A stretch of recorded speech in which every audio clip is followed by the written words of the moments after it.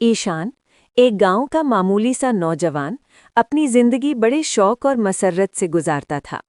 उसका गांव पहाड़ों के दामन में वाक़ था, गोया कोई जन्नत का टुकड़ा जमीन पर उतर आया हो। हर सिमत सब्ज़ाज़ार और सरबुलंद पहाड़ थे। उसके गांव का नाम मलाना था। ईशान का छोटा सा मकान लकड़ी का बना हुआ था, लेकिन वो उसमें भी खुश व खुर्रम रहता था। उसके घर में कोई रहता नहीं था, क्योंकि उसके तमाम अजीज रोजी रोटी की तलाश में शहर चले गए थे।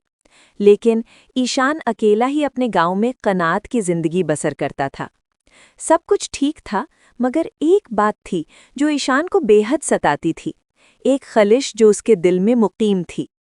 मगर वो ये बात किसी से कह नहीं पाता था, क्योंकि उसे मालूम था कि अगर वो किसी दोस्त को बताएगा तो वो उसका मजाक उड़ाएंगे। इसीलिए वो खामोश था, ये राज अपने सीने में दबाए हुए। वो चीज़ उसे हर शब, हर रात को परेशान करती थी। हर रात उसे ख्वाब में एक नहायत हसीन और दिलकश लड़की नजर आती थी। वो समझ नहीं पाता था कि ये कौन है और क्यों उसके ख्वाबों की दुनिया में आती है। ये ख्वाब उसके दिलो जान में एक अजीब सा इस्तिराब पैदा कर गए थे। ईशान को बचपन से ही ख्वाबों में एक चेहरा नजर आता था, धुंधला सा, मगर आंखें चमकती हुई। कभी वो चेहरे पर मुस्कान देखता, कभी आंसुओं की नमी। उसे ये समझ नहीं आता था कि ये कौन है और क्यों उसके ख्वाबों में बार बार आता है।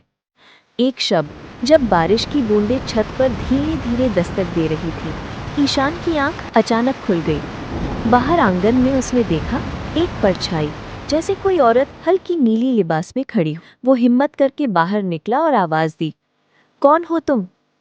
परछाई ने आहिस्ता आहिस्ता कदम बढ़ाए, और जब चांदनी उसके चेहरे पर पड़ी तो वो कोई आम लड़की न थी। उसकी आंखों में नीला नूर चमक रहा था और उसके लफ्ज हवा में गूंज उठे, मेरा नाम अंबर है, मैं एक जिन हूँ। ईशान का जिस्म कांप उठा, मगर उसके दिल ने एक अजीब सुकून महसूस किया। तुम मेरे ख्वाबों में क्यों आती हो? उसने जुर्रत जुटाकर पूछा।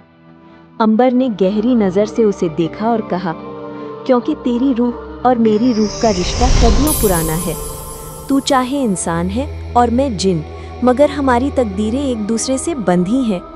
ईशान को लगा मानो जमीन उसके कदमों तले से खिसक गई हो। क्या ये सच था या बस कोई जादू, कोई फरेब? ईशान और अंबर की ये अनोखी दास्तान कौन सा नया मोड़ लेगी? आप क्या अगला हिस्सा सुनना पसंद करेंगे?